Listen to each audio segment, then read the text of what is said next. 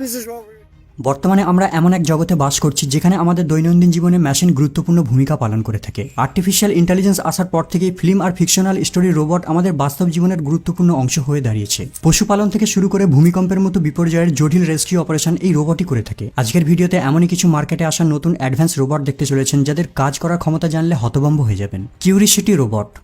এই অ্যামেজিং রোবটটি কিছুদিন আগে ইন্টারনেটের দুনিয়ায় ভাইরাল টপিক ছিল, যখন এই রোবটটি মঙ্গল গ্রহের সারফেস থেকে একটি সাদা মানুষের ফেস দেখতে পায় আর একটি প্রাণীর হাড় দেখতে পায়। কিউরিসিটি রোবট একটি গাড়ির সমতুল্য ভেহিকেল যাকে মঙ্গল গ্রহের গেল ক্রেটারকে এক্সপ্লোর করার জন্য তৈরি করা হয়েছিল। নাসা মার্স সায়েন্স ল্যাবরেটরি মিশনের জন্য কিউরিসিটি রোবটকে 26শে নভেম্বর 2011 সালে কেপ ক্যানারভেল থেকে লঞ্চ করে আর 6 আগস্ট 2012 সালে গেল ক্রেটারে ল্যান্ড করে। প্রায় 560 মিলিয়ন কিলোমিটার রাস্তা ট্রাভেল করে এই রোবটটি মঙ্গল গ্রহে পৌঁছায়, কেবল এটা দেখার জন্য যে সেখানে মানুষের বাসের উপযোগী কিনা আর সেখানে জল আর মাইক্রোবিয়াল লাইফের অস্তিত্ব আছে কিনা। নাসা এই রোবটটিকে এমনভাবে ডিজাইন করে যাতে মেশিনটি 10 বছর পর্যন্ত কাজ করতে সক্ষম হয়। আর এর মধ্যে অ্যাডভান্স ড্রিলিং মেশিনও রয়েছে যা কঠিনতম পাথরকে এমনকি লোহাকেও ড্রিল করে দিতে পারবে। ড্রিল থেকে নির্গত অবজেক্ট কিংবা মাটির স্যাম্পেলকে কালেক্ট করে রোবটটি তার টিউবের মধ্যে রেখে দেয়। এরপর রোবটটি স্যাম্পেলপূর্ণ টিউবটিকে নিজের ভিতরে তৈরি করা সেন্ট্রাল স্টোরেজের ভিতরে সেফলি স্টোর করে নেয়। এরপর সে নতুন জায়গার স্যাম্পেল কালেক্ট করতে সামনের দিকে এগিয়ে চলে। এর মধ্যে একটি লেজারও রয়েছে যা দিয়ে পাথরকে বাষ্পে পরিণত করতে পারবে। এমনকি এর মধ্যে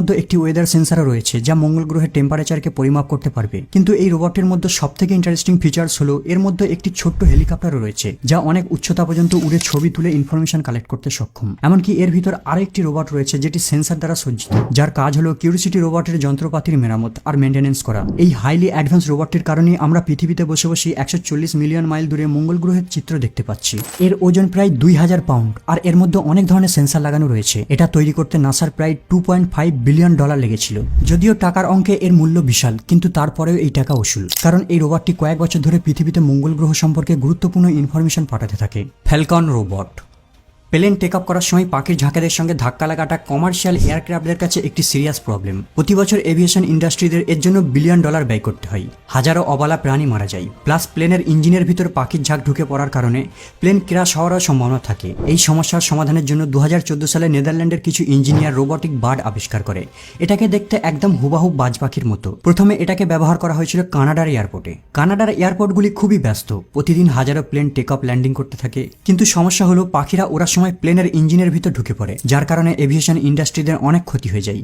এই কারণে এই নকল বাজ পাখিকে এখানে ওড়ানো হয়। আসলে বাজ পাখিদের শিকারী পাখি বলা হয়। এরা ছোট পাখিদের ভয় দেখাতে সক্ষম। সাধারণত ছোট পাখিরা শিকারী আর বড় প্রাণীদের দেখে ভয় পায়। ছোট পাখিরা যখন বাজ পাখিকে উঠতে দেখে তারা মনে করে হয়তো এই পাখিটি হান্টিং মুডে রয়েছে, আর ভয়ে এরা এয়ারপোর্টের ধারে কাছে ঘেঁষে না। এই রোবটটির কারণেই কানাডার এয়ারপোর্টগুলিতে বার্ড স্ট্রাইক অনেক কমে আসে। এই পাখিটিকে এমনভাবে ডিজাইন করা হয়েছে যা একদম নর্মাল পাখির মতোই উঠতে সক্ষম, আর এটাকে ইচ্ছামতো কন্ট্রোল করা যাবে। আর এটি পাখা ঝাপটাতে ঝাপটাতে ঘন্টায় 80 কিলোমিটার গতিবেগে উঠতে পারবে। কেবল এই রোবটটি পাখি তাড়ানোর জন্যই ব্যবহার করা হয় না, এর চোখে হাই রেজুলেশন ক্যামেরাও লাগানো রয়েছে।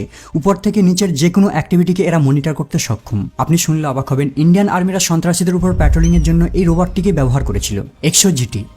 এক্সোজিটি এমন একটি রোবট যা লাখো মানুষের জীবন বদলে দিতে পারে। এমন মানুষ যারা স্ট্রোক বা কোনো গভীর স্পাইনাল ইনজুরির শিকার। এই সকল মানুষদের সহজে আরোগ্য হয় না, মাসের পর মাস বছরের পর বছর ফিজিওথেরাপি করতে হয়। এক্সোজিটি একটি ব্যাটারি পাওয়ারের রোবট যাকে স্ট্রোক আর স্পাইনাল ইনজুরি পেশেন্টের ট্রিটমেন্টের জন্য ব্যবহার করা হয়। এছাড়া যাদের পা নেই তারাও এর সাহায্য নিতে পারে। এই রোবটটিকে এমনভাবে ডিজাইন করা হয়েছে ডাক্তাররা দূর থেকে ডিফারেন্ট লোকেশনে বসে বসে রোগীর সঙ্গে ইন্টারাক্ট করতে পারবে। এর মধ্যে সেন্সার আর এআই অ্যালগোরিদম রয়েছে যা পেশেন্টের এক্সারসাইজ পারফর্ম করতে সাহায্য করে। এমনকি এরা ভাইটাল সিগন্যালকেও ডিটেক্ট করতে পারে। এমনকি এরা পেশেন্টের উন্নতিকেও ট্র্যাক করতে পারে। এক্সোজিটি একটি কমপ্লিট পায়ার সেটের মতোই কাজ করে, আর এর মধ্যে ব্যাক সাপোর্টও রয়েছে।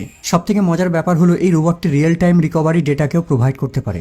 কিন্তু দুঃখের বিষয়, আমাদের দেশে এই রোবটটিকে চালু করা সম্ভব হয়নি, কারণ এর মূল্য প্রায় $1,60,000। আজকাল মেডিকেল ফিল্ডে একটার পর একটা রোবট নিযুক্ত হচ্ছে, যেমন দ্য ভিঞ্চি সার্জিক্যাল রোবট। এই রোবটটি একজন হিউম্যান সার্জনের থেকেও নির্ভুলভাবে স্পষ্টতার সঙ্গে সার্জারি করতে পারে। এই রোবটটিকে উন্নত যন্ত্রপাতি আর 3D HD ক্যামেরা দ্বারা প্রস্তুত করা হয়েছে। মাত্র কয়েক বছর পূর্বে ভিঞ্চি সার্জিক্যাল রোবটকে পৌরাণিক বলে মনে করা হতো, কিন্তু বর্তমানে বাস্তবে এর অস্তিত্ব রয়েছে। রোগীর অভ্যন্তরে যাবতীয় পুঙ্খানুপুঙ্খভাবে দেখে অপারেশন সম্পন্ন করা হয় শুধুমাত্র এই রোবটের সাহায্যে। অপারেশন থিয়েটারে রোগীর নিরাপত্তাও প্রদান করে থাকে এই রোবটটি। যেমন যদি ডাক্তারের হাত থেকে কোনো কিছু নিয়ন্ত্রণের বাইরে গিয়ে ছিটকে পড়ে যায়, তাহলে রোগীর প্রাণনাশের সম্ভাবনা জাগিয়ে তোলে। ঠিক তখনই এই রোবটটি প্রাণনাশের হুমকি থেকে সুরক্ষা প্রদান করে থাকে। Robotic snake. সাপের মতো দেখতে এই রোবটটিকে ভয়ানক মনে হলেও মানুষের অনেক উপকারী বন্ধু। এই রোবটটিকে তৈরি করা হয়েছে যাতে মেডিকেল জগৎকে আরো সহজ করা যায়। এর বডির স্ট্রাকচারকে একদম সাপের মতো ফ্লেক্সিবল বানানো হয়েছে যাতে পেশেন্টের বডির গভীর অংশে প্রবেশ করে সার্জনদের সাহায্য করতে পারে। এই স্নেক রোবটকে স্নেক আই দ্বারাও প্রস্তুত করা হয়েছে, যা রোগীর শরীরে প্রবেশ করে সার্জনকে ক্লিয়ার 3D ভিউ দিতে সক্ষম হয়, আর সার্জনও নিশ্চিত হতে পারে যে রোগী কারেক্ট স্পটে পৌঁছে গেছে। আপনি শুনলে অবাক হবেন, কেবল রোবটটির কাজ রোগ আইডেন্টিফাই করা পর্যন্তই সীমাবদ্ধ নয়, এমনকি সার্জন কমান্ড দেওয়ার মাধ্যমে যন্ত্রপাতিও পাঠাতে পারে, যেমন ছোট কাঁচি, ছোট সাঁড়াশি ইত্যাদি। এগুলির দ্বারা রোবটটি শরীরের ভেতর নিজে থেকেই অপারেশন পারফর্ম করতে পারবে। স্পোর্ট বস্টন ডাইনামিক এই রোবটটিকে 2005 সালে প্রথম মার্কেটে লঞ্চ করা হয়।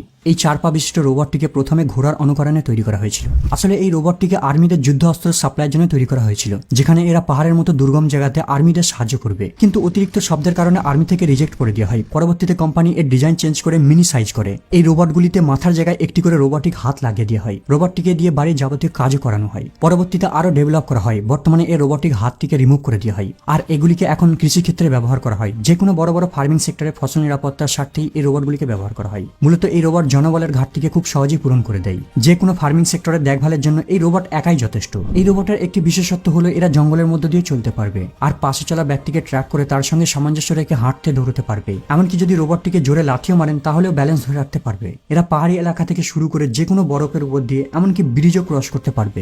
কিন্তু সবথেকে মজার বিষয় হলো এই রোবটটি পশুচারণেও গুরুত্বপূর্ণ ভূমিকা পালন করে থাকে। আগে যেখানে মানুষকে এই সকল পশুর দল পাহারা দিতে হতো, এখন এই রোবটের কল্যাণে সেখানে মানুষের উপস্থিতির কোনো প্রয়োজন নেই। করোনা মহামারীর সময় চীন এই রোবটের সাহায্যে লকডাউন এলাকাগুলিতে সতর্কীকরণ বার্তা প্রেরণ করেছিল।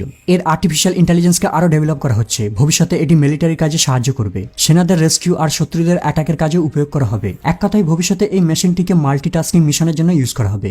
রানি পিল টেকনোলজি এতটাই অ্যাডভান্স হয়ে গেছে, এখন কেবল রোবট অ্যাসিস্ট্যান্ট হিসাবে কাজ করে না, আপনি চাইলে একে ওষুধের মতো গিলে নিতে পারবেন। এই সায়েন্স ফিকশন মুভির দৃশ্যকে বাস্তবায়ন করেন রানি থেরাপিক্স, যার রোবটিক পিল বেসিক্যালি নর্মাল ক্যাপসুলের মতোই দেখতে, কিন্তু ভিতরে কোনো ভিটামিন থাকে না। ভিতরে থাকে ইনজেক্টেবল ওষুধ কিংবা প্রেসক্রাইবড মেডিকেশনের ডোজ, যাকে খাবার পর সঠিক জায়গায় গিয়ে ডোজকে রিলিজ করে দেয়। এখন প্রশ্ন হলো, নর্মাল ওষুধে কিসের সমস্যা যার কারণে এই টেকনোলজির সাহায্য নিতে হচ্ছে? বেসিক্যালি আমরা যখন নর্মাল ওষুধ খাই তখন পেটের ভিতরে যাওয়ার সুযোগ পাই না, কারণ আমাদের পেটে উপস্থিতি অ্যাসিড এই ওষুধগুলিকে ব্রেকডাউন করে দেয়। তাই এই সমস্যার সমাধান হলো রানি পিল। পেটে মজুদ অ্যাসিড থেকে বাঁচিয়ে সঠিক জায়গায় গিয়ে ইনজেক্ট করে দেয়, আর এই কাজটি সেন্সরের সাহায্য করে থাকে। বন্ধুরা, এই রোবটগুলির মধ্যে কোনটি আপনাদের কাছে সবথেকে বেশি ইউনিক বলে মনে হয়েছে কমেন্ট করে জানাবেন। আজ এই পর্যন্ত আপাতত বিদায় নিলাম, দেখা হবে আবার পরের এপিসোডে।